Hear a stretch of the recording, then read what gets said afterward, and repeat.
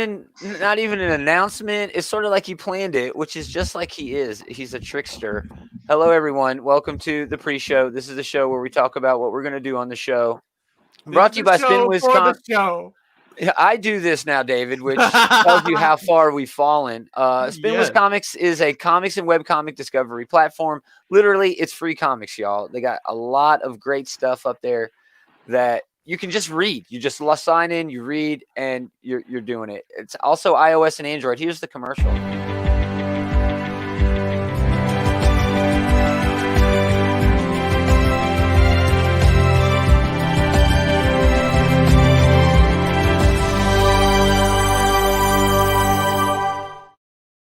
And how Who's gonna take you home tonight? Dude, it does.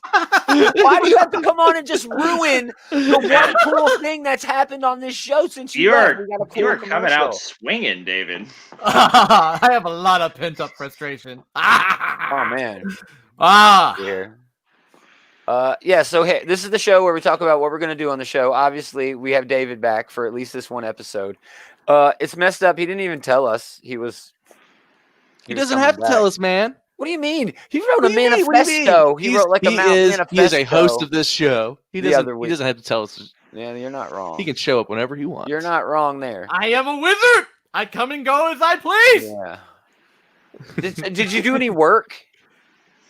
Like, did you read? I did read. Do you have a top three? I do have a top three. Okay. Oh wow. I at least made that effort because I didn't know if I was going to have to do the news or not, which I read at least one news story. I've been doing the news. And now we get to the bottom of exactly why David didn't tell anyone that he was coming back. Because if he were to have said, "Oh, Gomer, I'm going to be on the show," I'd be like, "All right, come with 3 news stories or don't even bother." So that's why the surprise, of course. Oh, I had another surprise, but that fell through. Oh, what is it? I don't even. Oh, well, now you're just teasing us. I don't even want to know. I don't even know.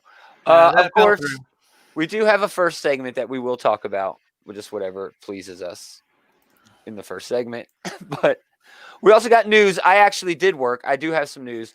Food news was off the hook this week. Food news.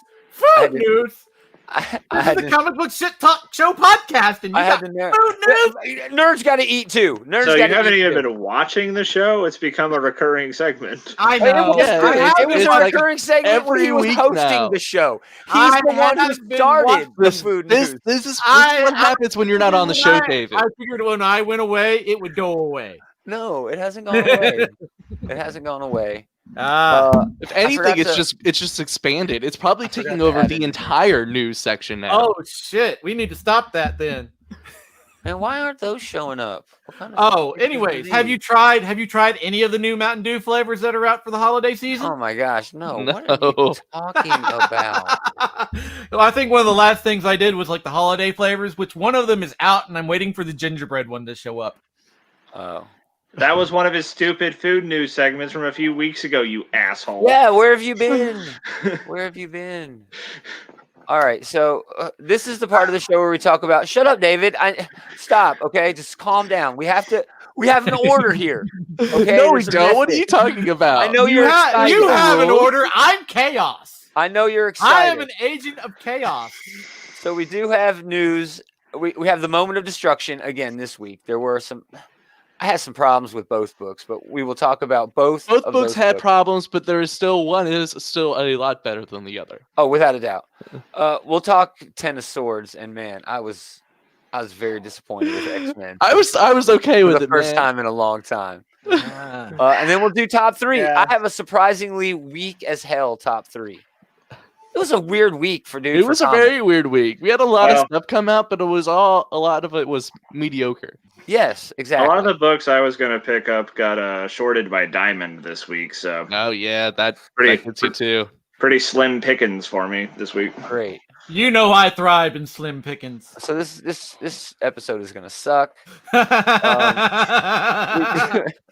We do have some things coming up we can tease. We have The Geek Tyrion collection. Oh yeah, man. The Matrix. Look at that. I got it teared up, man. I'm gonna watch it as soon as we're done with this. I watched it yesterday.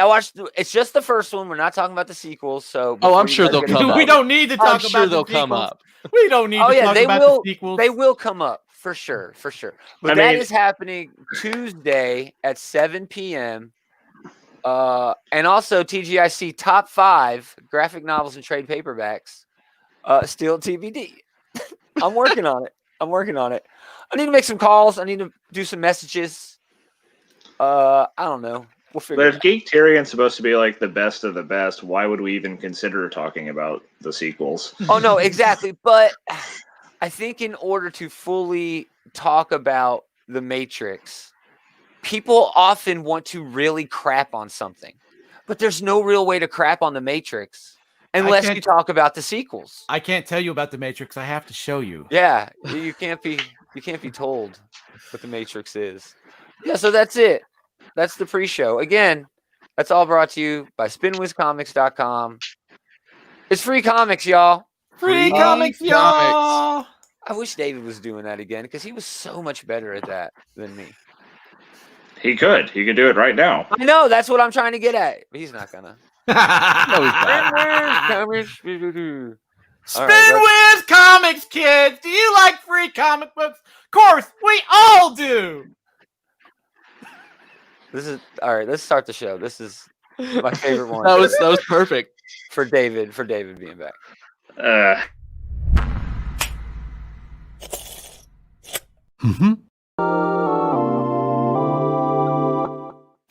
What you just said is one of the most insanely idiotic things I have ever heard. At no point in your rambling, incoherent response were you even close to anything that could be considered a rational thought. Everyone in this room is now dumber for having listened to it. Hey there, little penguin! Where you going, little penguin? Wasn't it a puppy? I don't know. Dude, it's been so long since I've seen There is a Adam Sandler movie where there's a penguin. Yeah, it's not that one. Don't let the facts fuel. Look at that dumbass. Sorry. Spin with Comics, they're great. Greetings, geeks. Welcome back to another episode of This Geek in Comics. Outright Geekeries. We are so far off the rails already. Spit Talk Show. I know. We literally just started the show. I am your co-host, Gomer. Oh my god! With me, as always, Adam Normal, Taylor, and AK David's back for at least a limited engagement. A limited engagement, yes. All 4 wheels are back on the car, which means I don't know what happened. We're driving this thing off the cliff tonight, folks. I mean, at least we got our 4 wheels, though. Are we derailing, or is this how the show is supposed to go? I'm pretty sure this is. Actually, there's supposed to be 5 of us, maybe 6 of us. Jules and Larry. Oh, dude. Where would we even fit them on the screen right now? No, dude, this is up to 10. We can do the Brady Bunch. I think I can do up to 10. Yeah, it's like the Brady Bunch. Oh, gosh. I want to know when I'm going to get a word in edgewise. Anyway, this segment 1, we just talk about our week. Again, I did watch The Matrix because we got that thing coming up. But season 4 of The Crown started today, and I am a sucker for The Crown. I am. I don't get it either. My old lady loves that shit. It gets rave reviews, but I've never actually seen it myself. It's wonderful.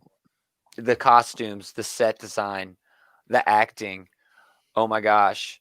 What's her name? Gillian Anderson from X-Files? Is that her name?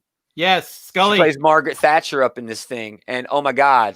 I hate her. I hate her just as much as I hate the actual Thatcher. That's pretty good. That's a testament to good acting, then. I mean, the accurate Thatcher experience is to be a loathsome individual. So, yeah.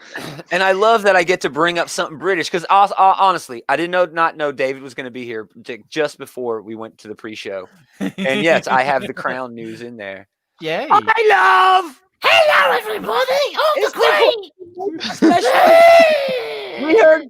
Oh, did you hear that? I love the show so much, Your Highness. Oh, yes. Thank you for enjoying the show, you yank. You yank. You yanker. You Yankees. Guys, this is the worst. This is the worst thing I've ever experienced. I just watched the last episode we watched. Some dude actually like in the 80s like snuck in to her house and like kicked it with her for like 10 minutes saying, "Oh man, it's so bad out there, lady." Oh yeah, we watched a bunch of stuff. I enjoyed a lot of the Sex Pistols, and we were listening to that, and he was like, "God save the Queen! It's obscene!" Oh my god! So what have you guys been doing this week? Bye, Queen. It's been great having you on. Oh, good boy, everybody! He's taking Yankees. Get rid of that orange lunatic. He's always got to go political when he does his voices. He does, man. I don't remember what I've been doing this week. All I can remember is the last 15 seconds. It was like a mind wipe, right? You know, just nah, man. Right before this, I was watching one of my favorite movies, Big Trouble in Little China. Oh, and then awesome. That's classic. Yep. And then earlier this week, Mortal picked Kombat up... owes everything. Oh yeah, it does. Movie. Totally. And then earlier this week, I picked up this guy, this Alicon. Oh, you got one too? Man, my kid needed shoes, so my old lady went to Ross Dress for Less because that's the place, I guess, to get shoes. I don't know. I don't do that shit. I buy my shoes online. They have cheap shoes there. I buy my shoes online. Anyway, I said, "Oh man, Ross Dress for Less. It's in all the message boards, all the Facebook pages for the Transformers. Check it out, dude. They did have a Studio Series Megatron for $40. I don't collect Studio Series. Well, I got a leader class Thundercracker from there about 2 or 3 years ago for about $20. Oh man, that's like a $60 figure, man. Yep. Wow. But the Studio Megatron is $120. And it was that was on like Black Friday. That was It is. Thanks for coming, Dark Knight Returns. Thank you for hanging out. Yes, it's really nice to have another Batman in the comment section. Swear to me. So I met some friends to play some board games yesterday. We played Pandemic. Seemed appropriate enough. Yeah, appropriate. When else was a better time? Did the disease win, or did you get... We managed to win. Good. Yay. Hopefully. Well, like it was interesting, like playing the game because like it's this elaborate fantasy world where like people listen to the experts and say, "No, take this shit seriously." So, completely unlike reality. Yeah, and they don't try to inject bleach or light into their veins. Yeah. That sucks. Always going political, this guy. David, what did you do besides get so ramped up for this show that you obviously snorted some meth before you logged on? Oh man. Actually, this last week has been relatively uneventful, but the whole time I've been off has been quite a while. You went on like a Castaway style like voyage, like you were lost at sea for like a period of time, kinda, with a ball as a friend. Yeah, awesome. What'd you name your ball? Wilson. Oh, you rip off. We're probably going to get taken off now. Taken off the air. Oh, man. But Let's yeah. do news. Let's do news. The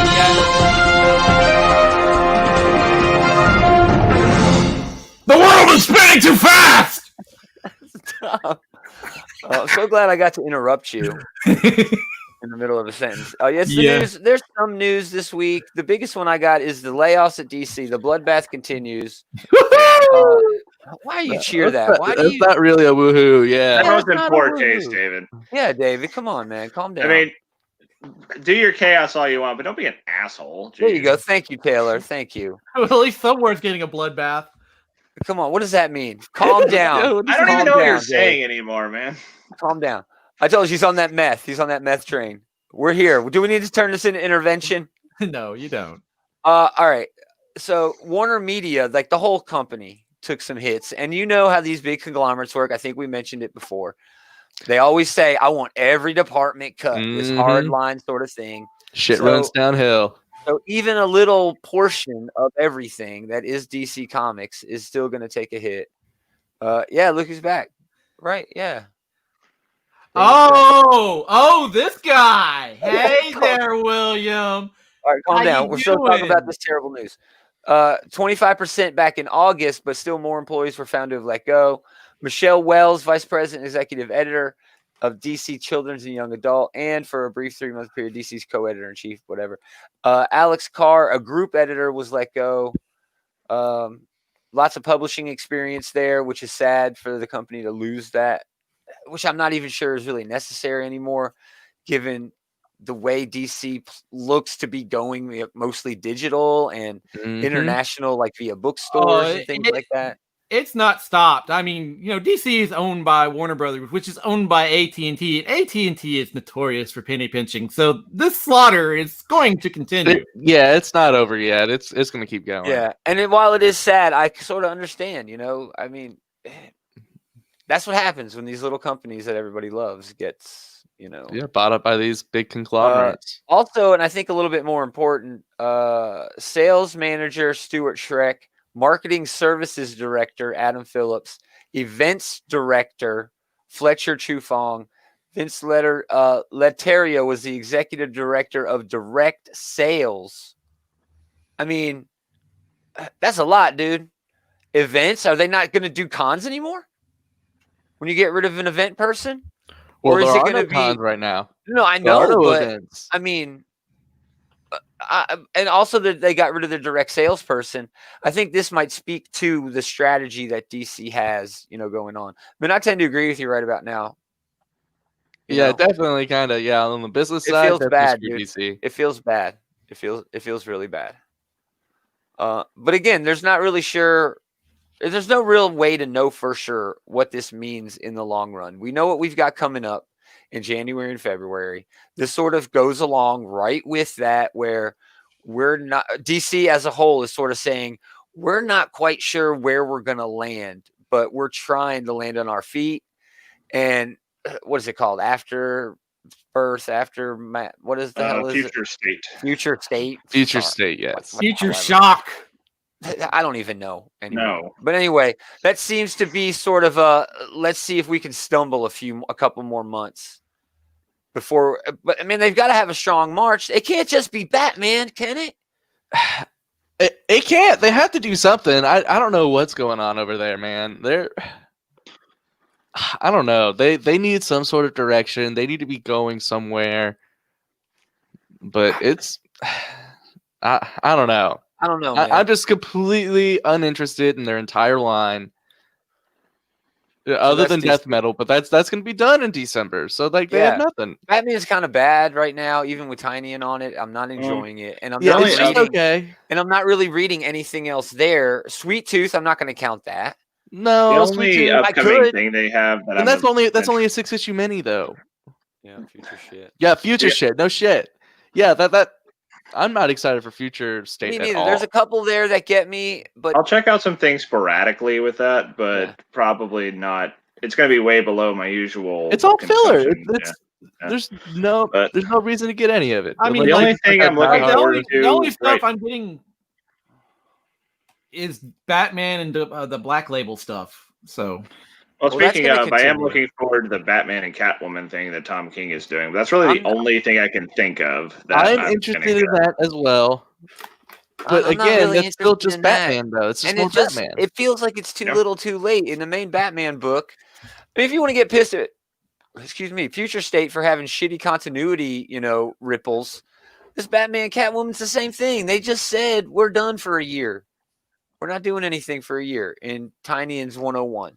Batman. I don't care about that. This is Tom King writing pretty much a continuation of his run. So I wasn't a fan of his run after Nightmares. Up to Nightmares, it was pretty good. That the Nightmares arc, I agree with you. I agree with you, but hopefully, I'm willing to give him another shot now that he's able to restart, maybe get his bearings. That's a good point. Now that he has all the Flashpoint Batman shit out of the way, maybe now he can focus. A chat message. Their distributor is trying to squeeze out brick and mortars. Motors. Vroom. Come on, don't make fun of the viewers. David. Oh, this one I would make fun of.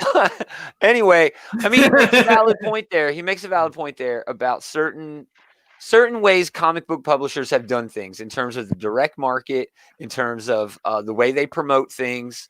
And it seems like DC, at least in these last layoffs and in moves they've made this year, suggests to me that they're moving away from that. Even Jim Lee's own words suggest that they're going in the international market. They're going for a more robust and a more diverse way to do things. Now, sure, diverse is definitely like a buzzword right now, but he may not have been talking about diversity in terms of social, diversity, things like that. He might have been talking about we want to get our shit in bookstores. We want to go online. Yeah, just different places. Yeah, different places. Diversity in distribution methods, like digital. Yeah. Now, that said, in the short term, in terms of future state, it's got the socio, diversity all over it, dude. We're talking about a non-binary Flash being introduced, a black Batman, Wonder Woman's from Brazil. I'm pretty sure they've already announced somebody from Africa who's going to have like a direct response to what's going on in the United States in terms of their heroes. Because if you look in the surface, because they've already announced the books for February, and that's where I'm getting some of that, but I don't have any of that for the news. That probably would have been a good idea. Anyway, but I mean, the way Batman is doing his heroing in Gotham, and the way Superman has Metropolis in a bubble, in like a jar. Right. They're sort of getting upset in other parts of the world, and I think they're going to sort of bring that in too. You know what I mean? I tagged that as Superman way early into Brian Michael Bendis's run, so I have no idea what's going on there. Yeah, me too. I'm not reading much of DC books either. We already mentioned that. And no, we're not going to talk about that sort of thing. No, we don't need to talk about that person and give him any kind of credibility whatsoever. Yeah, and we could say that too. We could say, this is happening and this is happening, and we did. I just did.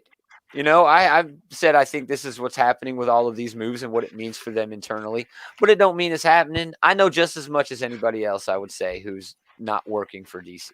But anyway, moving on. Does anyone else have any news before I just keep going?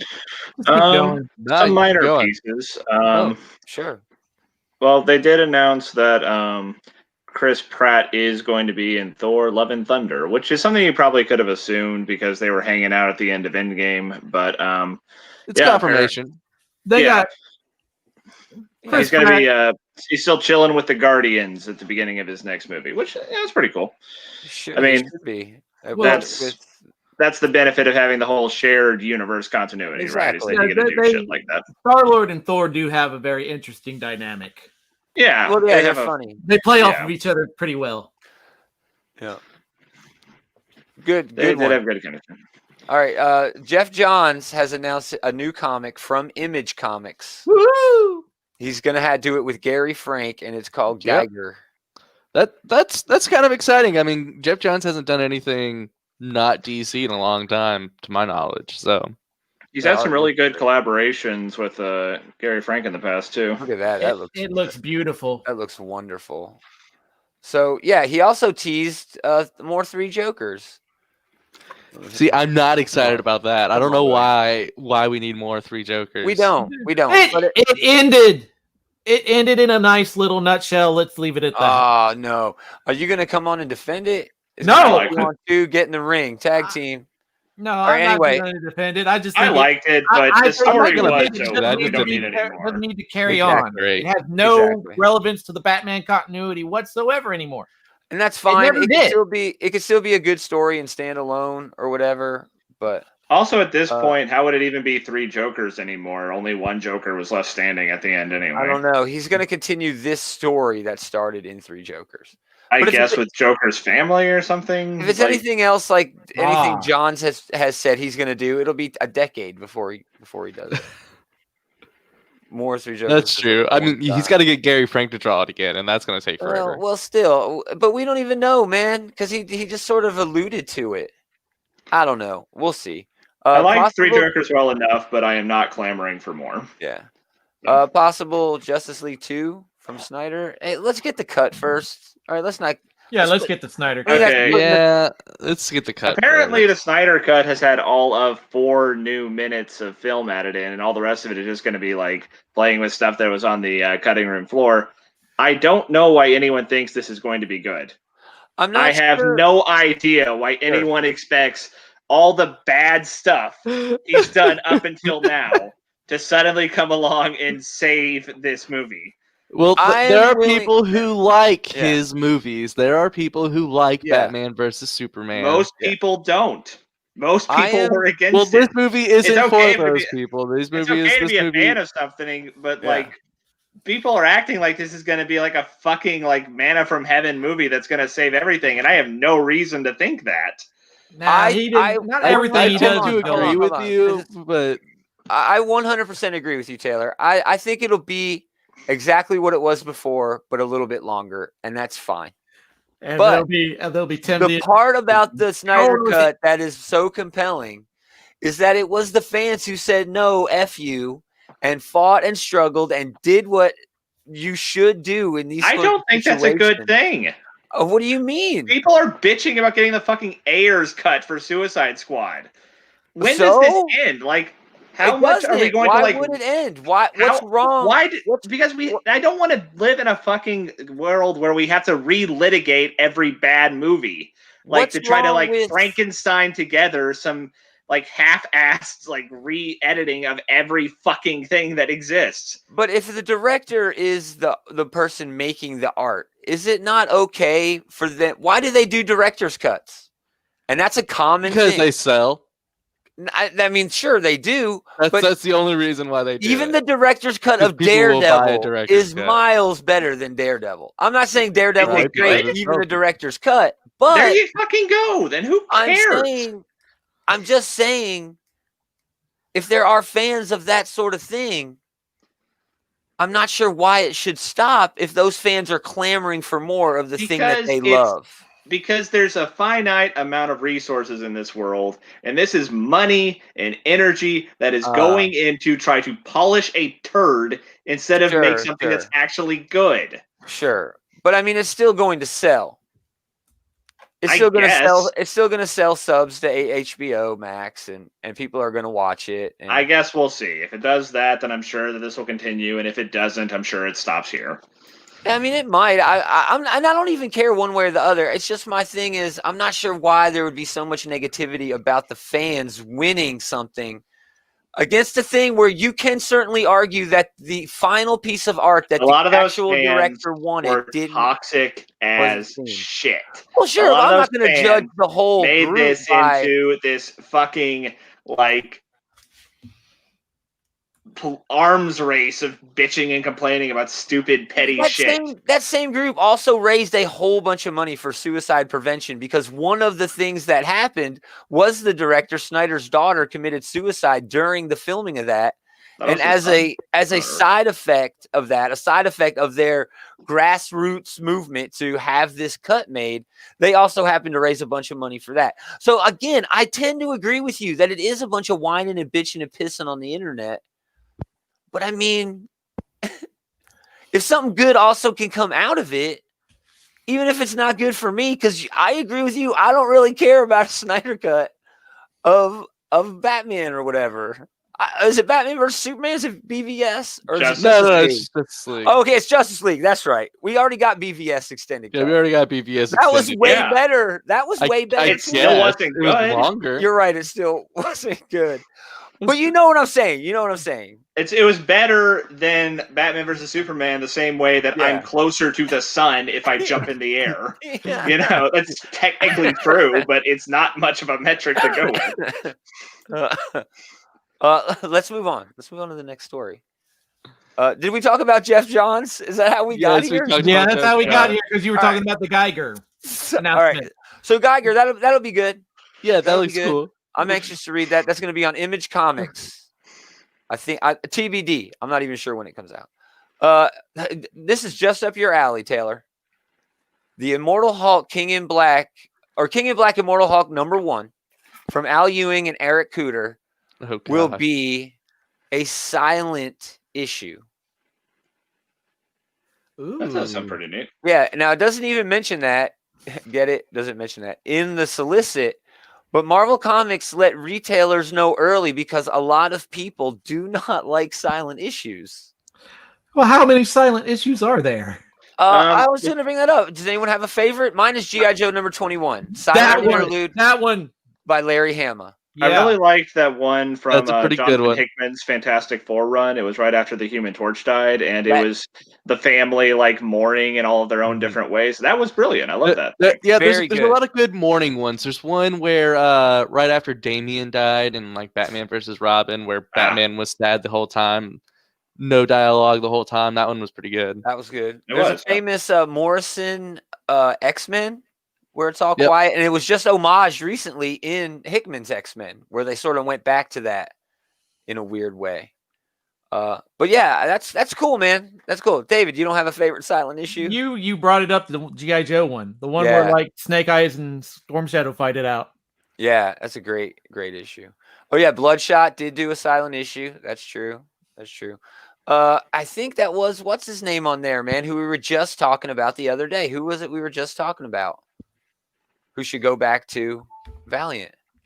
Jeff We're Lemire? talking about it with Jules. No, it wasn't Jeff Lemire. Venditti, maybe? Oh, Robert Venditti? Wasn't that him on Bloodshot? He did Exo Men of War. Oh, yeah, that's right. All right, last bit of regular news, and then we'll get into the food news, which I adore this week. Lego has announced the biggest Lego set ever. Oh, gosh. You guys hear about this? No. Awesome. It's the Roman Colosseum. Oh, wow. How big is this? 9,036 pieces. It's 10 inches high, 20 inches wide, and 23 inches deep when it's completed. This comes out just before Christmas, obviously. I do not have the retail price. Sorry. I am a sucker for these. I bet it's not within my price range. Oh, yeah, it's not in my price range. I think I'm getting the Saturn V rocket for Christmas. Wow, that's pretty cool. It's only like $100. That's only like $100. All right, food news. I think I need to come up with a $549. Yeah, you definitely need a whole new video for food news because it's its whole segment. I'll work on that. That price in that Coliseum is retailing at $549.99. Damn, son, what? Not this house. Not this year. That's a PlayStation. My kids would literally murder me in my sleep. You got a Lego what? PlayStation 5 just came out. You got a Lego what? The difference is you can actually find that Lego Coliseum. You can't find any PlayStation. Let's not even go there, man. The comments will blow up. Well, speaking of the new PlayStation, apparently Miles Morales is out this week. Oh, yeah. I've seen some awesome things already. Like, people get in and do things. Like, they'll recreate. Or one dude recreated the opening to Into the Spider-Verse, where he's doing that dive, and then it flips in the cities. Oh, man. Yeah. It's beautiful, dude. PlayStation 5 is the real deal, but we're not going to talk about it. All right, so there was a lot of food news this week. I had a lot to choose from. There was the McPlant burger. We're not talking about that. A turkey-shaped ice cream cake. Nope. Waffle House has beer coming out that tastes like bacon. It's called Bacon and Kegs. We're not talking about that. There's a McFlurry that has cinnamon bites on top. Ooh. We're not talking about that either. No, I don't like it. Could you just get to what we are talking about, please? There was an equally gross and sad turkey nugget. Somebody's doing turkey chicken nugget. Not chicken, but it's turkey nuggets. But I chose cookbooks. That's right. Always Mountain Dew with you. There are 2 cookbooks coming out. The Mountain Dew is releasing its first ever cookbook, the big, bold book of Mountain Dew. 40 recipes. There's all kinds of weird shit. Code Red brisket. Oh, so they're using it like I threw up a little bit in my mouth with the Code Red brisket. Yeah, so there's one. And then let me get to the other one. There's also a Cheetos. So that's a little better. I can see Cheetos as like you can do stuff with Cheetos. You can make like Cheeto. You can make like panko. Oh, this guy. You can do stuff with Cheetos. But we got a theory over here. Look out. It can be. But this one's done by like celebrity chefs. This Cheeto. It's called Bon Appetit Cheetos, a holiday cookbook. And actually, it's sold out. I checked just before we went on the air. It's like a direct purchase. You go to Cheetos.com/cookbook and donate a minimum of $35 to the World Central Kitchen, which goes to Chefs of America COVID relief. And then you'll receive a cookbook while supplies last. Supplies did not last, but we do implore you to please go to Cheetos.com/cookbook and help out that charity. That's really cool. Yeah, it's pretty cool. It's just we're using them for news and all, but man, I don't know. My kid's gonna be like, I need both of those. I'm making dinner in college. Yeah. No. Okay. So with the Mountain Dew I cookbook, want to see his college Code Red brisket. That's dumb. I can see a Mountain Dew cookbook going like one of two directions. Either it's stuff you make with Mountain Dew somehow, or it's just a bunch of like epic kitchen stuff like on that YouTube channel that like the type of person who drinks Mountain Dew would probably eat. You know what I mean? No, I think Will's Mountain Dew. No, there's Mountain Dew in the recipes. There's a whole chapter in that Mountain Dew. This recipe pairs very well with a Code Red. Well, you know, Baja Blast is specifically formulated to go well with Taco Bell. Yes. Oh my God! I mean, scientists from all around the globe work. You won't believe the level of research, the correct flavor to meet with your chalupa. You won't believe the level of research. My quesarito. PepsiCo go into making these Mountain Dew flavors to make them pair well. They have like a Mountain Dew flavor for like not Taco Bell, like but a Mr. Rogers motherfucker going to the Crayon Factory. Come on, man. That's how it's made. There is a chapter just for drinks, though, like alcoholic drinks, which is dope. That's what Mountain Dew. That might be worth. Yeah, Mountain Dew was originally made to be a mixer with alcohol. Yeah. Why you laugh about that? That sounds like a great idea. It was. Well, like cough syrups. This is America, damn it. Cough syrups were initially basically the syrups for soda. Yeah. All right, let's do this.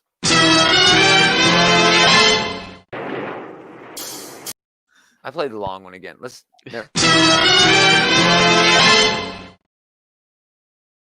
Do the short one. So you had to do it over again. The long one's like possibly have been less time than that was enough time to hear Starscream scream. 2 books this week for the Moment of Destruction, where we cover IDW's action books, mostly Transformers, but definitely G.I. Joe and anything else they put out that might be Hasbro action, except My Little Pony. Sorry. Yeah. Do you want to start? Let's start at G.I. Joe 10. Jay Aller, Chris Evanhoose, in which Lady J is kind of nerfed in the worst freaking way possible. And Dr. Mindbender has a crazy cyborg on the loose. Yeah, Dr. Mindbender does a real Dr. Frankenstein in this issue. That's perfect. Oh, keep going, David. Don't you think Dr. Mindbender would have some kind of freak on the loose like that? No, this is like he's like trying to make a better bat by using human brains. Right. So one of them gets smart and like runs away. Right. It's one of the ones that he kidnapped. Well, no, Lady J actually helped it escape. Yeah, Lady J helped it escape. Well, her maybe. I don't know. I don't know. I don't know. It's we don't get a name for her. Yeah, she gets to choose. Yeah, that's the main thrust of the issue is Dr. Mindbender making this monster, Frankenstein monster person, them escaping. Well, at the same time, Cobra and who was it? Was it Frontier? That was Flint. Are you kidding me? Was it Flint? I don't know. Lady J are the ones that always have the. Yeah. Okay, it was Flint. It's Flint and Cobra were hanging out on like a roof or whatever, just I guess watching the whole time. I don't get it. How did they know this was going to happen at that time? Has Flint just? Well, they didn't know that. Old lady? They had been watching for weeks. They said during that. That's a weird job. Yep. It's a weird job. This was not a great issue.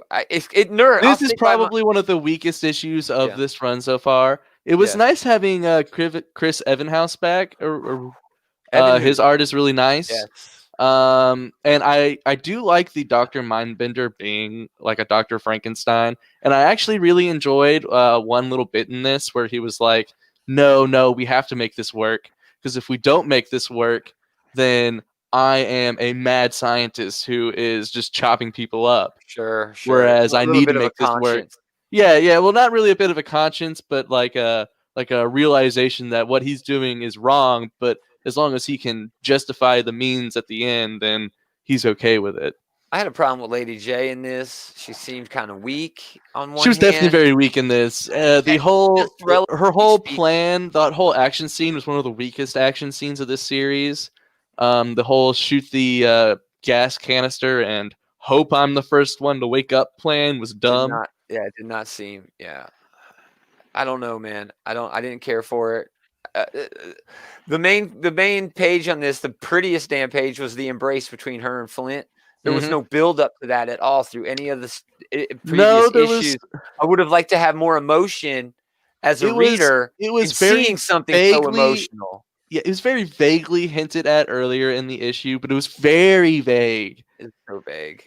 Yeah, it was like, oh, surprise, and you had to really know what was going on. The main thing about that is that relationship only plays off if you are a longtime fan of G.I. Joe, but changing Lady J the way they did is something that a longtime fan of G.I. Joe probably wouldn't like, because she's kind of nerfed. She's kind of weak in this. She comes off as weak in this, and Lady J has always been one of my favorites, and strong and secure in herself and who she is. And I mean, what she was doing fit with her character as far as the spec ops, and being a spy and whatnot. Yeah, being a spy and whatnot. But I don't know. It didn't work for me. It's still better than the next book, Transformers number 24. Oh my god. Transformers number 24, Brian Ruckley, Bethany McGuire-Smith. This issue deals with the aftermath of the mayhem as one of the moons continues to fall into the sun, with Wheeljack trying to stop it, and it was just so very boring. Even the art was terrible. Nothing happened in this entire issue. Cosmos was so uninspired in this. At one point, he literally looked like a rounded-off pyramid flying through the sky. I was very upset even at the uninspired art, because honestly, Bethany McGuire-Smith is usually very good. Very good. Pyramid. It was terrible, like a rounded-off pyramid. To be honest, she had nothing to draw in this issue because there was nothing to happen. This issue was nothing. It was a backdoor pilot to that new Transformers Escape book that's coming out. So all this Wheeljack stuff really had. I mean, it had stuff to do. It was definitely a fallout for the whole Tether stuff, but it really had nothing to do with anything that was going on with the whole Decepticons taking over the center. They wasted like 5 pages on Gears. Right. Shut up. And really, this entire issue is just Wheeljack walking around with 5 other scientists, just coming up with bad plans to try to change the trajectory of this moon. And we can't get a consensus. Right. At the end, the best plan they could come up with was blow off the wings. And that didn't work. Did it even work? It worked. Gosh, I missed that part. But as soon as it worked, the team stream the shitty, that's like Flame War. The shitty fake Decepticons from a couple issues back show up on the moon for some reason. I mean, this book is bad, and IDW should feel bad, and not just this issue. This entire this 24 issues in, it's enough. Just call it a wash. We're done. Bring back all the old guys, and we'll forgive you. At this point, bring back all that old continuity, and everything will be okay. Let's get into some other books. You thought I had beef about Transformers? Wait. You just sour grapes. I'm pissed at this book. All these books. All right, everybody reading X-Men on this panel? I did not get an issue of Marauders. That was one of the ones I got shorted on. Man, okay. But I did read Wolverine that was probably the and weakest one out of all of them. They had the best 3 pages, though. Had the best of 3 pages. Okay, so Saturnine obviously survived. How did she survive? Was it just like, haha, it was a duplicate, or like some shit like that? It's her world. It's her world. They're just living in it. It was just a mind thing. He just thought that he stabbed her, but really he was just sitting there eating dinner the whole time. Was it because war poisoned his food or whatever? Did anything come out? I'll get into it. It's just a mental thing. Yeah, I'll get into it. Hold on, man. This book was actually okay for a small part. Jerry Duggan, Ben Percy, and Stefano Caselli doing the art. Very good art in this. This is Ten of Swords Part 14. Last time we left off this story. Yeah, sorry. Are we keeping you up, Taylor? I'm just kidding, bro. Last time Logan stabbed Saturnine to try to end this whole thing. And this issue opens with what Logan would have seen if what would have happened if he had done it. Yeah. Yeah. Which you knew it wasn't going to stick. But Saturnine is just screwing with him. It's her world, okay? Other world. So she can control everything there. So it doesn't matter what they do. She has ultimate power. So what she does is has that happen and then shows Wolverine like 18 months of life of what would have happened if that move would have carried through. Arakko would have won. Everybody would have been wiped out and their memories would have been erased, including Moira. and then they would have taken over the whole world. And it had 3 or 4 pages of that entire thing, right? And then all of a sudden, it's Wolverine like draped up, like crucified, saying, "Yeah, and the unkillable man, the immortal man." And then Saturnine walks up behind him and says, "See, now play fair," and then sends him back to dinner. So he has this 18-month experience in his head because Saturnine is just such a badass. So somebody basically like did that the game. last movie of the Twilight series where they made that whole scenario where they fought it out. Yeah. No, it's like that game in Rick and Morty where you play that guy's life. Yeah. He's taking him off the rails. All right, dude. And then things get really weird. All right. That's not weird. Cypher eats Logan's poison food, Taylor. He's like, "Oh, you gonna eat this?" and just grabs it. And then the White Sword, honorably, he figures out what's going on. He's like, "Man, you assholes." And he heals him because that's his power. He heals him. He's like, "Screw you guys. We're going to have a fair fight. We're going to have a fair fight." Because, he don't like anybody, White Sword. He don't really like the Iraqi either. Yeah, I mean, they don't seem to have any particular fondness for each other. Yeah, and there's some pretty good character moments, but not much else. Like, it's more dinner stuff. Like they're screwing with Iska, still in this issue. Yeah, like having her do stuff, say I never lose, like playing the shell game with her, because she never loses. Pin the tail on Pog or Pog. It's like shit like that, dude. They're like at dinner getting lit, just saying, "Oh, let's show off our mutant powers." Dude, at one point, they serve scarabs, right? Or a lobster that kind of looks like a scarab. And Death takes off his helmet and kills the waiter. Because that's his mutant power. You got the death stare. I know, dude. And everyone's just like cool with it, just sipping. Logan's like, whatever. He eats the damn scarab in front of him. Like, like it's a joke. I thought you said he was about to kill the scarabs or something, but no, that's kind of a dick move there, Death. It was weird, dude. It was weird, man. It was weird. So we end with the promise of there actually being a sword fight in this book that's supposed to be about sword fighting. And then we kind of do Excalibur number 14. We'll move on. Hold on. I mean, you know what? I had images for all this shit. But here's the Marauders eating dinner. Look, they eat unicorn. They do. They eat unicorn, and they do. I like how it's chopped up too. They spend like six panels talking about the unicorn. The White Sword's like, "I usually don't need to eat, but in this case, I'll make an exception." It's like, what is going on? What is going on in this book? It's character building, man. We don't know anything about these characters, so they're giving you something. Well, are you sure? Because a lot of the fighting so far has been kind of wonky. Hold on, we're not even there yet. Yeah, we're not even there yet at all. This was also from Marauders. These are the, I don't even know if you guys can read that. This is the opening line, like the betting line. The betting line. Sorry, I should have gotten a better picture of that. But yeah, Iska the Unbeaten is like 1 to 2 odds, and then it goes up and down and everything. All right, let's move on. Cypher's like 1 in 1,000 or something. Yeah, like 1 in 5. Yeah, awesome. Teeny Howard, Phil Noto, Mahmoud Asrar did the cover for Excalibur number 14. There is a fight, but what the hell? Iska just breaks the Starlight Sword, and Betsy just shatters and disappears. It was like a 2 or 3 panel fight. Yeah, it wasn't much of a fight. It wasn't what we were expecting. It wasn't very intense. What happened? These fights have been all on very fast forward so far. Yeah, I don't think a single fight has been more than 4 pages, maybe. Unless you want to count the wedding. This is really the only one that's we haven't even brought up the wedding. Well, this is the only one that's an honest to goodness fight like we expect it to be, too. This is the only one that's so yeah. All the other ones have weird stipulations. We haven't even gotten to those yet. Yeah. Generally speaking, though, apparently I'm frustrated with this so far because apparently this is all just Saturnine arbitrarily making up the rules for each individual fight. We're like, no, you guys are going to arm wrestle. Or like, we're going to have a wedding now. Like, where did the wedding come from? And also, the biggest bit of bullshit, Wolverine, skipping ahead to Wolverine here, Wolverine kills Summoner, and somehow that means that Summoner wins. No, they fight to the death. So whoever dies first. Loophole. Saturnine loophole. And then she does it again. Meaning that. And then she does it again. Yeah. Where she's like, all right, well, if Araco is fighting Krakoa, they're fighting each other.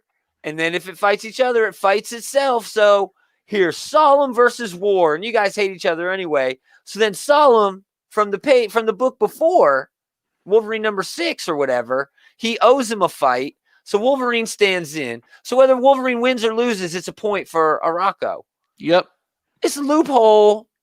Here, I have this. It's Arakko 5, Krakoa 2 by the end of Wolverine number 7. But, I mean, dude, what happened in Excalibur number 14 with this wedding? I actually did not mind this wedding. The wedding was actually my favorite part of the wedding itself was not bad. I enjoyed Cypher getting to sort of know Bay the Blood Moon or whatever. I like their weird dynamic that they have. I like her language thing where she doesn't actually speak a language. She just kind of like grunts or something. I think that is a cool dynamic where her grunting or whatever, you just kind of know what she's saying. And Cypher, weirdly enough, is the only one who can't understand her. Because it's not an actual... Yeah, I get that, but I think it's still fun how his power is he can speak any language, but he's the only person in the multiverse apparently who can't understand her. This is kind of complicated. Okay, Bay the Blood Moon sort of has Black Bolt / Siren it was very reminiscent of Black Bolt's fancy powers, right? But sort it's of. not really a sonic thing. It's sort of a force of will sort of thing that developed within her body. Now, this thing beckons to be heard. That's like the way they put it in there. So when she talks, you can understand her because that's part of her power. But her voice isn't actually a voice. It's not a language. It's just her power. Yeah, she's just taking gibberish. Understood. So it turns out that Cypher doesn't really understand anything. His mutant power is to understand every language, and it just so happens that everybody speaks a language, except Bay the Blood Moon. Her power forces her to not speak a language. She's just understood. And it's this weird combination of those two that I understand. But we're not going to go on a date. We're not going to go see a movie. We're going to jump to dinner with our pals straight to... We have our usual nonsense. I think you're just angry because it's a different person. You were all for this idea when it was the the Red Root idea. Yes. But now that it's Bay the Blood Moon, you're all against it. I still wouldn't have wanted them to just get married. I would have wanted them to go on a date. I mean, is that what Hickman was try to cut here? each other's head off first and then decide to get While married? That does suck, that's also something that you see a lot in a lot of different TV shows, a lot of different anything you could possibly name, where these people fall in love preposterously fast. Where I guess we're getting married now, and she's all stepping in front of him to protect him from the dragon and everything, and they're acting all cutesy wootsy with each other. It was weird, whatever. bro. It was weird, bro. Can I ask, if you can get over that, I think that it's cute enough that you can actually enjoy it. I really enjoyed the whole wedding scene. I did too. It was my favorite part of any of the X stuff I read this week. Is it a problem with my expectations and what I thought this was going to be? I think it is a problem with the expectations that they gave us. Is Hickman trolling us? Because the expectations they gave us building up through this entire event Mortal Kombat. was that this was going to be Mortal Kombat. These are going to be two fighters going into the Thunderdome. 2 men enter, one man leave. Exactly. There's David. Yeah, but instead of getting a shonen tournament arc here, we're just getting each one of these is whatever Saturnine particularly feels like in that given moment. Right. Yeah, it's like when wrestling, when you flip onto wrestling, you're expecting to see two people fighting each other, but instead they're sitting there arm wrestling each other. You know, it's not. Yeah. I guess that moves on to Wolverine then, where Magic kind of gets cheated. Well, she gets very overtly cheated because instead of sword fighting, which she might have stood a chance at, she has to arm wrestle the fucking T-Rex alligator mutant thing. Pog, yeah. Yeah. Of course, Magic. The art in this issue was fantastic. I love that. I've got it was. The Pog coming after the Magic and the image where she reverses and goes upside down. That's Joshua Cassara on the art. I don't have that. I have this is the fight with Summoner. It was a really I couldn't tell too much what the fuck was actually going on, but it was cool and trippy, And that was my favorite part of the book. My favorite part of Wolverine #7 was Blightspoke, the place they were fighting, which is where all of the busted realities go. That was awesome. It was pretty. It was made for a cool fight. It made for a cool backdrop. Although I feel like Summoner's death here was really anticlimactic. Considering who he is as a character, he was the first. It was very anticlimactic. He was the first Iraqi person we saw, and Wolverine just kind of casually, sword in the eye, and like, okay, well, I guess he's dead now. And then later on, they sort of use that as a momentum for War to want to kill Wolverine. And they mention it, but it's sort of glossed over. It loses all of its emotional effect there as well. I am not 100% convinced that any of these characters are dead. Not.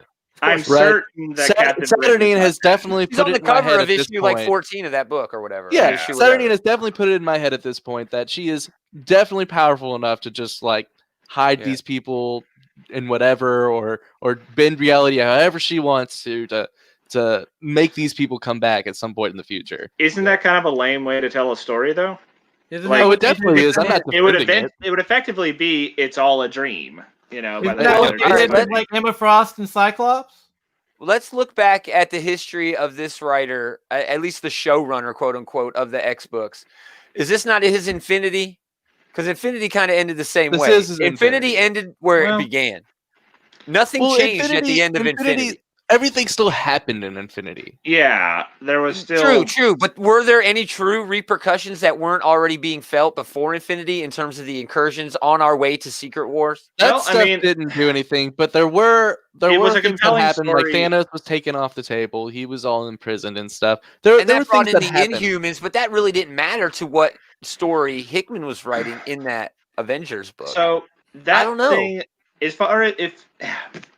as far as like where it fits into Hickman's overall meta narrative from like the beginning of his Avengers run, or rather New Avengers run, going all the way to Secret Wars, no, you could have skipped Infinity. It didn't really add much to that overall story. The story was compelling in its own right, and without a doubt. Yeah. So is this that though? Because this is still a damn entertaining story. We said at the beginning that this is probably going to be Hickman's Infinity for this X-Men run, and that hopefully it's going to be building up to whatever his Secret Wars is going to be for this X-Men run. But it doesn't really matter if that's the case then. That being said, I do agree with you, though, that now that the fighting and the contest... Well, I really shouldn't say fighting. Now that the contests have actually started, this has been my least favorite week of the event so far. Yeah. Not to necessarily say it was bad, but least favorite. They were very what we were expecting. We were expecting some, actual fights in this. We were expecting something intense to go down, some characters to really die, and we kind of got cheated on all of that. I mean, I don't want to say cheated, but because I'm sure some of that is still coming.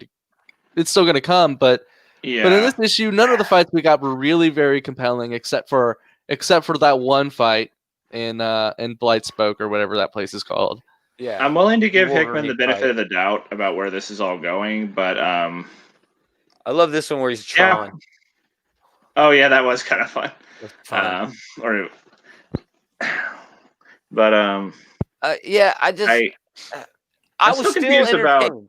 so confused about like Captain Britain versus Iska there.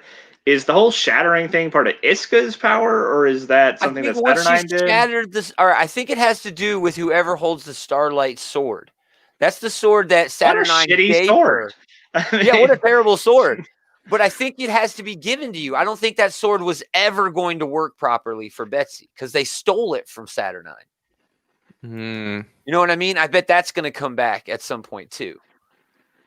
I don't know. I know that's how the Captain Britain sword works. It kind of has to be, You have to, it has to be presented to you, and you have to choose it.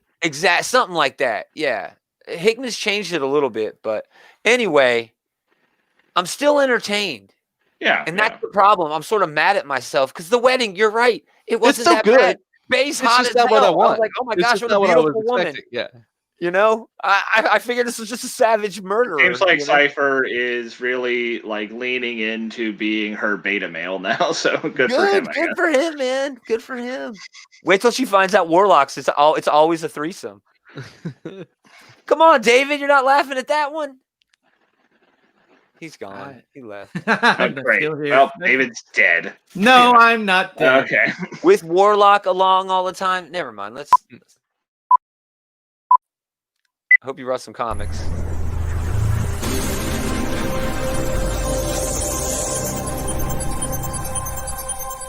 Man, my top 3 suck this week. I've got no honorable mentions except for those X books. But who wants to go first? Let's make David go first. Yeah, David. Or make me go been first. here in a while. All right. I don't have any honorable mentions, but I will start off with a book. Are you going to do the accent the whole time? No, I'm not going to do the accent the whole goodness. time. Thank goodness. All right. You should go ahead and stop now then. I'm stopping. All right. All right. So this is a book that I picked up from Mad Cave. It's called Terminal Punks #1. It's by Matthew Ehrman with art from Shelby Criswell. And essentially the whole premise is it's 28 days later with crazy animals who've been subjected to some kind of crazy gas that's made them bloodthirsty killing machines, and a rock band that was on their way to a battle of the bands in New York City who are now stuck inside an airport terminal with these raging animals. Are they like smart animals or just monsters? They're just animals. It's like they have an elephant like stomping people. They have like a boa constrictor. So it's maximum overdrive. It's not maximum overdrive, but it's with animals. It's animals are, like what the was that elephant animal book on Aftershock that was real popular? Animosity? Yeah. This isn't that. This isn't that. This is like these animals have been subjected to some kind of gas that has made them gone rabid. Oh. And I think they're also mutating because the orangutan is much larger than it should normally be. It's like it's like gorilla size now, and they're ripping people apart. And you got this scientist who's trying to figure out what's causing this. And I think he uses monkeys. He's like, man, it wasn't quite orangutan, but it was almost gorilla. It's an orangutan, but the orangutan is very big for an orangutan. Yeah. It's got veins bulging out of it. I think it's like, but they're not using weapons. They're not using weapons. So what's the problem? They're How ripping many terrible animals can there be in New York City? What's it going to be? It's not in New York City. It's not New York City. It was a plane full of animals that was being transported to New York City that have gotten out at the airport. In the airport, and they're rampaging through the airport, and the people from the CDC and the police department have locked down the airport. So there are they're people not just shooting them. They just didn't get like a SWAT. Well, they've gone in to try to contain the animals, and the animals are killing them. Because they don't have guns. They have guns. The animals are smart then. No, the people have guns. I don't understand. Are they super animals? They're not. Are they bulletproof? I don't know if they're bulletproof, well, but the people going into the buildings with guns are being ripped in half by the orangutan, being stomped on by the elephant, and being eaten by a boa constrictor. That's awesome. Boas are kind of slow. You figured you'd be able to get a shot or two off before. Well, I don't know. But it's good choice. It's got this art style that's like very similar to Kristen Goodsnick from Hitch Girl. Yeah, it's just like they got this crazy Colonel Sanders guy. I guess he was transporting these animals. The scientist is trying to figure out, and all she can come up with is like these vape flavors for like, what the hell is the chemicals being exposed to these animals? Sounds crazy, man. Good and that's choice. Why it's my number 3. Who wants to go next? Who could follow that up? I'll go next. Gomer thinking it's Planet of the Apes. So seems weird, dude. They're all weird this week. I got a couple honorable mentions this week. The first one's gonna be the Infinite Hour Extreme #1 from Death Metal. I thought it was okay. I didn't read it. It was with the Batman Who Frags. Yeah, it was a Batman Who Frags. That's where I stopped.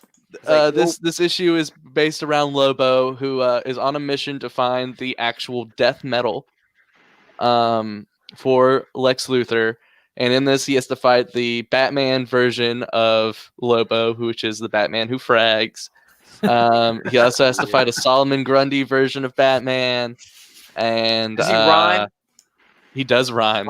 See, I may have to go back. Yeah, he fights a Hawkman in this issue, and then at one point in this issue, he gets the death metal and he starts to make his own pocket universes, his own pocket dark universes that are all Lobo-fied. Oh, what? So there's he makes his own Superman universe where the rocket crashes and then Lobo's the baby and he's flipping off Ma and Pa Kent. What? It's really dumb and it's really expensive. It's a $6 book, but I had fun reading it. I didn't hate picking it up. Nice. Then another honorable mention would be American Ronin #2. Had great. There's another one. Yeah, had great Eiko art, but the story was very mediocre. Oh yeah, that wasn't great. It was the same thing that happened in the first issue, except there's two of them now. One hunting the other one. Yep, just very mediocre story. Then my last honorable mention will be They Only Found Them When They're Dead, #3. Same thing, fantastic art, lots of great action in it, but it was very light on the story. Not much happened in it. Dude, and there was so much dialogue for nothing happening. Yep. They kept talking about all this old shit and this new shit and this metaphorical shit, and I'm like, just get on with it already. But my actual #3 this talking week, in a whole lot of issues of that. Yeah, but they were doing stuff in the first two issues. This issue, they didn't really do anything. No, nothing happened. The monster woke up. God woke up though. God woke up. They finally issue 3 took 3 issues. They finally found one not dead. Yeah. And I wonder what's going to happen to this person who was following them. You know, that's interesting. But they didn't get to it. They could have gotten to it in this issue, and they didn't. It felt like they were dragging their feet a little bit. Exactly. Sorry, go ahead. My actual #3 this week was Marauders #15. I didn't hate the X books this week. You know, this was definitely the weakest of the 3, I think. I enjoyed the Wolverine Flash stuff in the beginning, where they showed the possible future. Yeah, but most of this stuff was just extra mingling, them doing just extra bullshit. Talk. Unicorn. Eating unicorn. But I still had fun. I had fun with the characters. Nice. I'll go next and then let Taylor back clean up. Dungeons and Dragons I don't have any honorable mentions. Just the X books. Dungeons and Dragons at the Spine of the World #1 of 4, and I say that for a reason. AJ Mendez and Amy Garcia with Martin Coccolo doing the art. It was actually pretty damn good, even though it wasn't a Jim Zub Dungeons and Dragons book. A bit light on everything except for the introductions. Which you're going to see in an issue #1 that is a Dungeons & Dragons book and wants to endear you to these characters. But with only 4 issues, it doesn't really leave a lot for a very long adventure. You don't have a lot of room there to waste. So maybe we'll get another one. This will just be a short adventure. But it all revolves around a druid who is trying to bring or grow food, help to grow food in this frozen wasteland that's experiencing a really hardcore winter. And yeah, I liked it. The art was very fun, you know, very bright and rich art for Dungeons and Dragons, exactly what you'd expect. But yeah, it only being 4 issues is a little worrisome. So we'll see, but good start so far. Yeah, it surprised me. For someone who plays a lot of Dungeons and Dragons, I know almost nothing about like the official mythology of Dungeons and Dragons.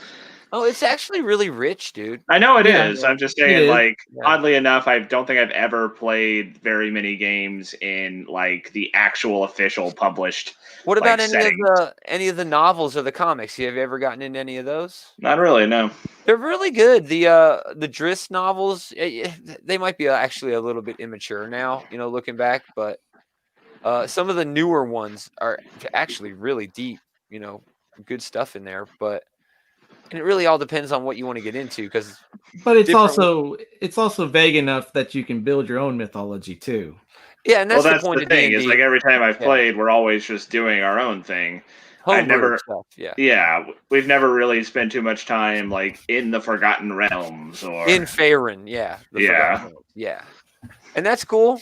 A lot of people and I'm not saying you are this, but a lot of people frown and are like elitist snobs to people who don't do a homebrew set. Like, no, if you're doing an already pre-made thing, you're kind of not playing the game. And I'm like, honestly, running a game where it's pre-made to me, doing a game where it's pre-made is like, it's not that much less prep time even, because like you've got to absorb a lot of stuff and be able to like pull it out at a moment's notice. Otherwise the game gets bogged down and is insufferable. Well, yeah, but if you can, you can do one of two things. You can either tell your team or your players, hey, this is all in this one universe. This is where we're playing. Any background that you find there is going to stick here. But as a dungeon master, if you're doing your homebrew, you've got to give all that information and create it all and give it to your players and hope they, yes, like you said, absorb it, at least to the point where they can run their characters. So in a lot of ways, I think having a pre-constructed universe where everything is solved for you, you know how people are following their gods, it's all already agreed to, depending on how strict your game is too. You know what I mean? And that's the thing. We're all talking in theory. It's all theoretical based on our own ideas of what the pros and cons of that are. I just don't think people should crap on other people for just wanting to play the damn game, you know? No one should crap on anyone for anything about how you play it. Yeah. A lot of people think, no, we're doing a story. We're working together to create collaborative storytelling. I'm like, well, why can't somebody else be in on that who I don't know, who already gave me this blueprint, you know? Sure you could, sure. Yeah. Well, sorry, that's a tangent, but I love the D&D books. Man, first week back, and David's got his phone going off. Yeah. Doing all kinds of video games. He's playing video games. I'm not playing video games. I just got playing Pong over there, David. Taylor, number 3. Honorable mentions, of course. Well, I don't have any honorable mentions. Like I said, didn't get to pick up a lot of books this week. Since I was the one who got us onto that D&D tangent, I'll make this short and just say that my number 3 was Strange Academy number 5. Oh, nice. Oh, that was a good issue. Yeah, Humberto Ramos does really good art with it, and we're getting to see like them actually go out and start to do stuff now. They're going out to rescue the fat kid from these tree-looking guys. Yeah. Seriously? My favorite part of this is twofold. First, it was Doctor Strange in Voodoo's office. Great interactions there with those characters. But it's the interactions and the characters and the relationships growing with the characters. Like Doyle punching the hell out of whatever his name is. Yeah. And those two have been like pretty shitty to each other from the whole time, and Doyle is crushing hard on our POV character. She seems to sort of, be cool. I'm like, all right, Doyle, hit it again. Being an awkward teenage Dormammu is pretty entertaining in and of itself. I should hate this book. This book feels like a book that is like a, what's the term? I don't even know. I shouldn't. A guilty pleasure. Yeah, guilty pleasure sort of book. It feels like a soap opera. It feels like it's way below my age. But man, I love it so much. I love all these characters. I love. This was like the only Marvel book I picked up this week. It's so good, dude. It's so fun. I've been enjoying that. Good choice. And I'll go ahead and save you guys some future picks for me because they are just going to be Wolverine and Excalibur. Wow. I'm glad I did not pick this book. It was a super light week, man. I had to force myself to do these. So, David, number 2. The True Lives of the Fabulous Killjoys, a national anthem. Number 2. Gerard Way and Sean Simon with Leonard. Nobody else reading this. What is this book about? Hey, Jules is reading this. This is like essentially like gang members, like the Warriors going up against the aliens from They Live. Oh, okay. Well, you make it sound awesome. I would read that. Yeah, the first issue dealt with like the leader of the gang, and there was like some backstory with it was like there was a big old gang fight, and the aliens used the gang fight to kind of thin out the gang so they'd have less opposition. And the leader kind of realized what was going on, and now he's trying to get the gangs back together. Well, his gang in particular back together to carry out this fight. And we kind of meet up with 2 other members of his gang, and they kind of realize that things are happening, and they're trying to make their way to him. And he's found one of the other gang members he has, and they're trying to break out a kid from detention who's been put in there by the principal for some reason, but the kid's important to the story for some reason. It hasn't been revealed yet. And there's like a shootout with the aliens, and there's all like the subliminal signs and all that kind of fun stuff going on. If you like Umbrella Academy, the comic, you're going to like this book. I'm not reading it. Good choice, though. Yep. My number 2 is Wolverine number 7. A lot of Hey, man. copies. I knew that was going to happen. Yeah, man. And then I'm gonna do the same thing that Taylor did. I'll spare everybody the mystery. My number 1's gonna be Excalibur number 14. Wow. What? How did I know this was going to happen this week? How did I know? So my number 2 is Champions number 2 by Eve Ewing and Simone DeMeo. This is a really wonderful issue, pulling from real life as protesters and counter-protesters clash in Chicago over Kamala's law, which bans underage vigilantes. There's a lot of great stuff in here in terms of exploring the. Is it called Kamala's law? Yeah, it is. Yeah, that's what they're calling it. In that's like it's like Obamacare. It was never officially called that, but that's like what they're calling it in the media and stuff like that. It's actually called something else, like some long, Well, yeah, they were talking about it in Miss Marvel's own book, so that was kind of which is one of the books I got shorted on this week. So. Oh, that's he's so bitter about it. You can tell in his eye. There's like an evil twinkle. Taylor loves himself some Miss Marvel. There's one consistent thing I've known about Taylor the entire time I've known him is he loves himself some Miss Marvel. So anyway, again, lots of great stuff in here exploring the different. Well, I'm also pretty consistent on like shitting all over Gomer, so there's that too. Like the different sentiments towards the law. It shows both sides very respectfully, and but it also shows the attitudes and the emotions of those people who are involved. People who have had loved ones hurt by vigilantes and people who have had loved ones saved by vigilantes. Yeah. So you sort of see that head to head, but it's this great moment between Riri, who does not have a secret identity. So she's worried if she goes out in force like Kamala and Nova did, along with Miles in this issue, no one knows who they are. She's like, but if I go out, they might come arrest my mom because she's, get in trouble because I broke the law. My mom's a delinquent parent, so she's like, I don't have the freedom that you got.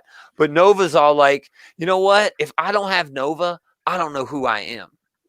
So it's really like this fun little take on the real world backed up, with this the metaphor of the superhero, basically doing kind of what the Superhuman Registration did during the Civil War, but putting a newer spin on it, now being 2020, and also giving it the youngsters doing it.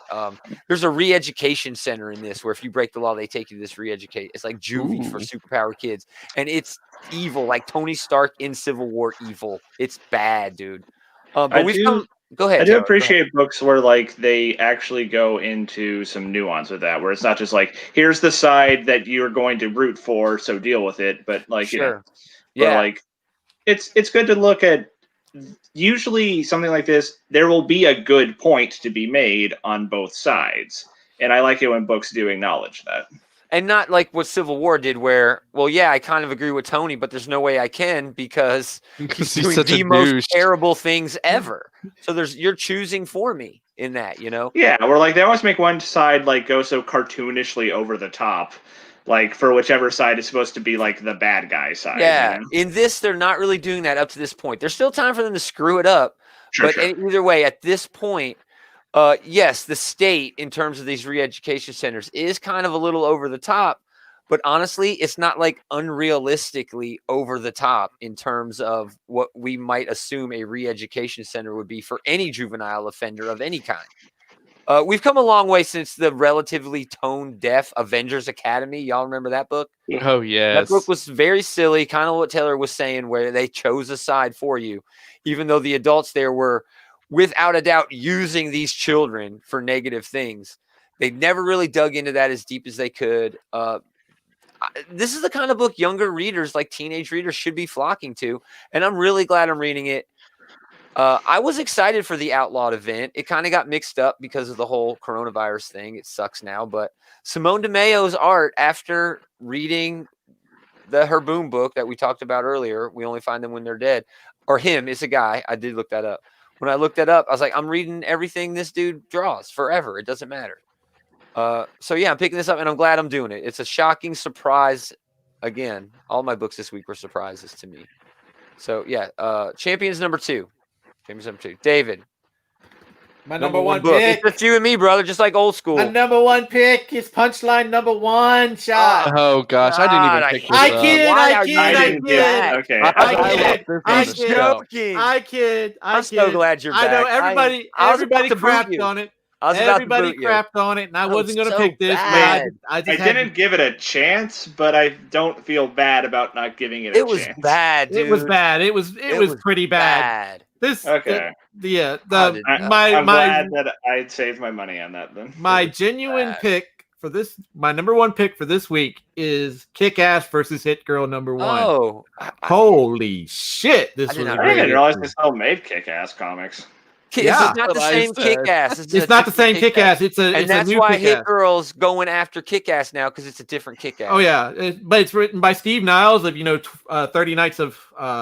Days of Night, and we got Marcello Fruscian on the art. It starts off with a funeral. Patience, who is our Kick-Ass in the new Kick-Ass, her name is Patience.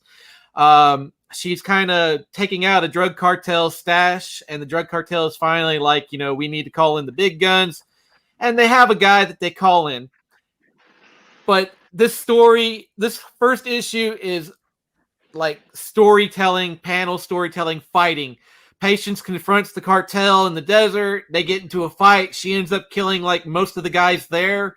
One guy gets away, and then we go to a scene on the interstate where there's this motorbike gang, and they're trying to force this family in this sedan to pull over, and they got chains and bats and stuff, and they're banging on the car, and then all of a sudden Mindy shows up, and it's Hit Girl all the rest of the book. She's doing this Mad Max shit on the road. She's taking out guys with katanas. She is doing all this stuff, and she's on her way to Albuquerque to kick Patience's ass. The art was great in this book. Awesome. I'm so glad I picked this up. I am so glad that I did not drop the Kick-Ass series and the Hit Girl series that come out. The Hit Girl series was cool. The Kick-Ass series I kind of fell off of halfway through, but I got the gist of it. It was okay. Nothing bad. This book has been like 2 years in the making. Yeah. Because we knew that this confrontation between this new Kick-Ass and Hit Girl was going to happen at some point. I've heard Steve Niles has another 30 issues of this. Oh, wow. If they're like this issue, I'm on. Like they're going to team up again. Well, right now, it's not team up. It's after this, they're going to end up teaming up about probably. That's the rumor. All right, number 1. For sure, yes. Yeah, might as well. Milk as much that's how it always goes. Yeah. Well, hey, maybe they'll throw a curveball, but like, I doubt it. The formula is that they will eventually end up teaming up. Yeah, they'll fight and then they'll team up. Somebody will say Martha, and then they'll be friends again. Yeah, I mean that's the best way to stop a fight. Just Martha, just say Martha. I was in a club How do you know that name? And it's that brilliant screenwriting that people are fucking clamoring for. Right back to bitter. Right back to bitter. My number 1 book this week, 7 Secrets, number 4. Oh man, I missed this one. Tom Taylor and Daniel D. Nicola. It's an action-packed issue, full of fun, because we learn the bad guy used to be one of the good guys and related to one of the main characters on The Good Guys. And while it appeared that this dude was actually going to get over on the Order, who's set to protect all these secrets, he was going to seize all the secrets from around the globe. He had this orchestrated attack on every secret location. But they already knew. They were prepared. Ready for him. They did an ambush, and they saw through his plan. But now it seems like the bad guy may have planned for that as well. And he knew that they were going to have an ambush. So now he's on the hunt. What about the big reveal in the issue? That the grandma is related to the bad guy? Almon is grandma's kid. That was pretty interesting, though, that the arrow goes through her hand. She saves him. They could have killed him right there. Of course she is. It's her son. She's going to save him. I'm pretty sure she has to, because I'm pretty sure Amon used to be a secret holder himself, a secret bearer himself. And the thing about that guy is he doesn't actually want the secrets. He wants to destroy the secrets because he thinks the Order is stupid. He said, why not just destroy the secrets if no one's allowed to look at them? So he's Taylor. He's Taylor. He wants to just destroy it because he thinks it's stupid. Exactly. Tom Taylor's really all that needs to be said here because he's doing so well right now as a writer. But the art is terrific. There's so much motion on every page, you know. Everything just flows. There was a lot of action in this book too. This book finally came into its own in this issue. They put in the final few pieces that you need to be invested enough in the story and in the character to carry you through the rest of whatever, you know, thing Tom Taylor wants to take you on. I think all the heavy lifting is over now. That's good because it's been good, but it hasn't been, obviously because I missed it this week, it hasn't been a must read for me yet. It's must read for me now, dude. So that's good. I need to go back and catch these characters enough to where I definitely need to keep up with this book. Yeah, I have to know. Awesome. That's it. You motherfuckers all read the same damn thing. It was a shitty you want this week. going longer? It was a shitty week. Yeah, right. We already went over because David. Hi. But anyway, let's wrap it up. Thanks for hanging out, everybody. Check us out on Patreon, Outright Geekery, or patreon.com/Outright Geekery. Check us out on Facebook or YouTube or on Twitter. Just search Outright Geekery there. We have a lot of other shows that we're doing. Again, we have the Geekterion Matrix coming up Tuesday. On Tuesday, we're going to just actually scheduled this one. Yeah, this one is actually scheduled. We do have a top 5 coming eventually. But we have a lot of other shows on this channel, especially on the Facebook channel. Check out Comic Book Bullies. They are doing great. Yeah, they're doing so well. Listening to them like at work because they're still on Spotify. Yeah, they're doing so well right now. A lot of good shows. Also check out the 5-minute reviews, the OK Boomer, Creators Outlet. We have so much stuff going on. We also have our show tomorrow night, our preview show. That's a lot of fun. So yeah, thanks everybody for kicking it. I think that's it, right? Thanks everybody for hanging out. I really appreciate it. You're welcome. I'm so glad David was back. You know, I have mixed feelings about it. Yeah, I have mixed feelings about it too. All right, we're gonna do it again. Same geek time, same geek channel. A little rusty. You got to give him that one. It's the first one he's done it, but you cut him off on it. He screwed it up.